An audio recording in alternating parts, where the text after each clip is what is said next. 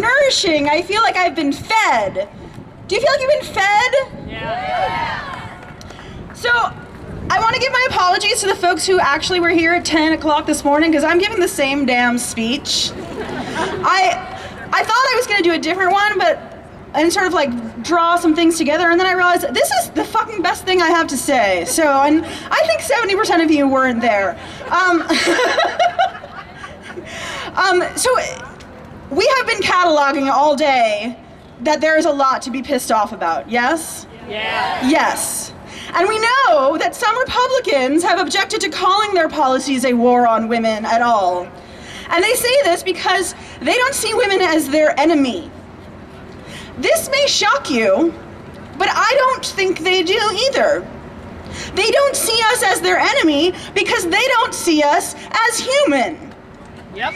The most important word in the phrase war on women isn't war.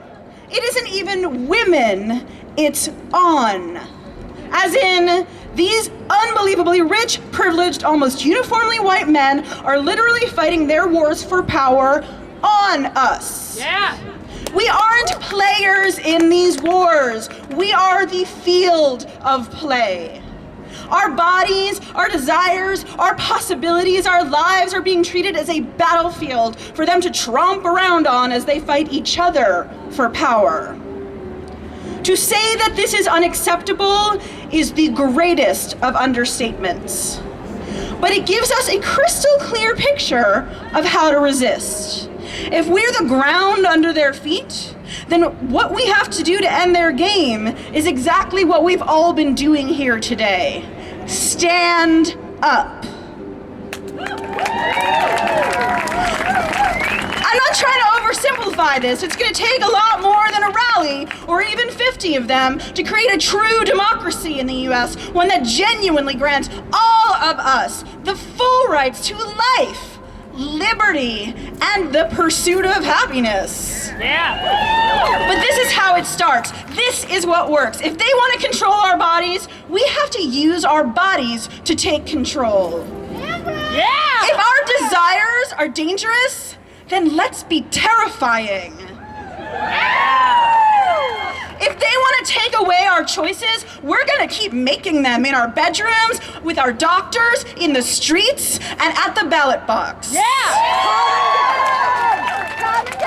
I in no way want to suggest that this is easy, or that many of us haven't been standing up and getting trampled and standing up again for years. Of course it isn't, and of course we have. And many of us, I have to assume all of us, and I include myself in this for sure, have messed up some of the time while doing it. It's hard sometimes to resist adopting the strategies that are used to keep us down, even as we're struggling to stand. We lose sight of the fact that power doesn't have to be a zero-sum game the way it's played on us. And we seek power over instead of power with. There has to be room for error in our movement, to be sure, but there is enormous room for improvement, as people have been testifying today. This war doesn't trample each of us equally, and we have to stop pretending that it does. Yeah. I am sure that we are all shocked by the recent draconian efforts to deny us our right to abortion care and contraception, and failing that, to shame those of us who seek it. But those of us who are poor have been shamed and denied access for literally decades in a way that a lot of us just accept as status quo. We fight for our right to decide when and if we want to become mothers, but many of us fail to act in solidarity with undocumented immigrant women, fighting for the right not to give birth in shackles, and to stay with and mother their children in ways many of us can take for granted. Yes. We're justifiably outraged at recent efforts to pathologize our sexual desires, but those of us who are white can forget that women of color have never known it to be any other way in this country. Yes. Whether or not each of these are our own problems as individuals, all of these issues are all of our issues. Yeah. They have to be. We can't do the easy stuff now and come back and deal with the other stuff later. We all need to regularly check ourselves to make sure we're not standing up by stepping on somebody else's head. Yeah. Woo! Not just because it's not a very nice thing to do, although certainly it isn't, but because it's going to take every single one of us standing together to create a movement strong enough to stand on solid ground. Standing up, really standing up, means going beyond responding to the terms of the debate. It means defining them. It means not struggling so hard for marriage equality that we have no bandwidth left to question the institution of marriage. Yeah. For that matter, it means not putting all of our eggs into the gay isn't a choice, that's why we should have rights basket. Instead, insisting that those of us who do deliberately choose to live queer lives deserve rights too. Damn right. While we're shouting loudly and repeatedly that using birth control doesn't make us sluts or prostitutes, let's yell even louder that there's not a damn thing wrong with being either or both. When we spend all our time just fighting to keep agencies like Planned Parenthood funded, we forget to ask more fundamental questions like, why is basic health care for half the population treated as a nicety a private charity can provide if it feels so moved? Why is women's health care, and yes, I include in that abortion care and contraception access, why is it optional? Why is it a niche industry? We need to stand up and say no more. Women's health care is health care. Yeah! Period. And as much as I love this action we're all taking part in today here and across the country, I need to join in with the people today who said that we have to not get so focused on calling out the misogyny of these policies and propaganda that we erase the fact that they don't just impact women. I'm not just talking about the way misogyny hurts the lives of men, though that's certainly true and important. All the services we keep referring to as women's health care, abortion, cancer screenings, contraception access, prenatal care, basic preventative care, you know the list. These are fundamental health care issues for trans men and genderqueer people and non-gender conforming people too. And the public health crisis that is sexual violence transcends all gender boundaries. So, with all due respect to the organizers, it's not just enough to unite women. It's time to unite people. Yes! Because we are having what they call a moment right now, and that's great. We hold enormous power in the upcoming elections, and everyone seems to know it, which is sort of shocking. The Republicans are even making logos to appeal to us instead of policies.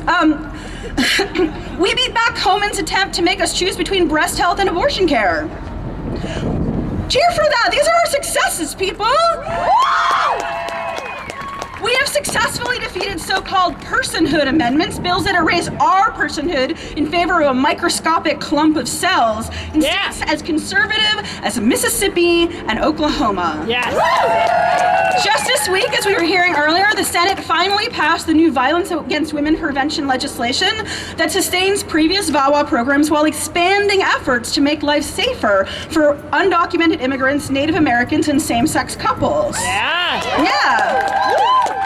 Now, the Democrats may have, and I actually think they did, introduce those new provisions for cynical reasons, hoping to make the GOP go on record against them.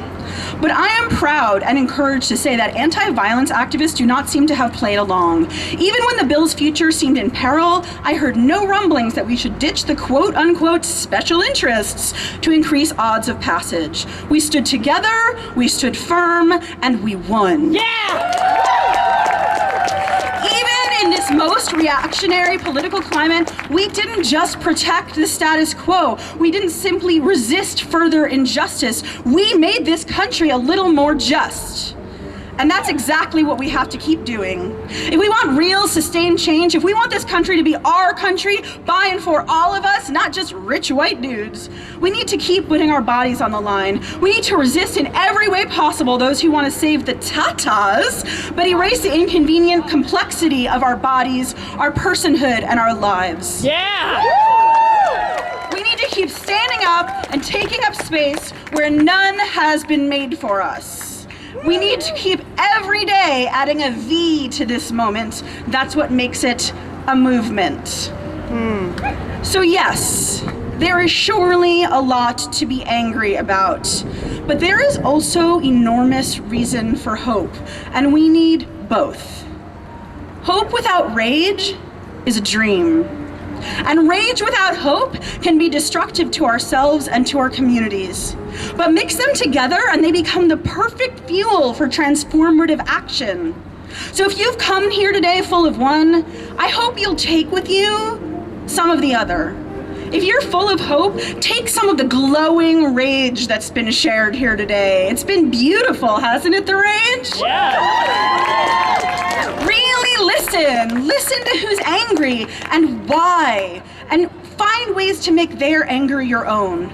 You can start simply by being angry on their behalf, and then let it seep deeper. And if you arrived here full of rage, as I know many of you did, please take hope. Stay angry, but find in the testimony we've been honored with today reasons to believe that the changes you seek are possible, because they are. Yeah. Then do whatever it takes to fan that spark of hope into a fire. For me, I will be doing both every day until the work is done. I'll see you out there. Yeah.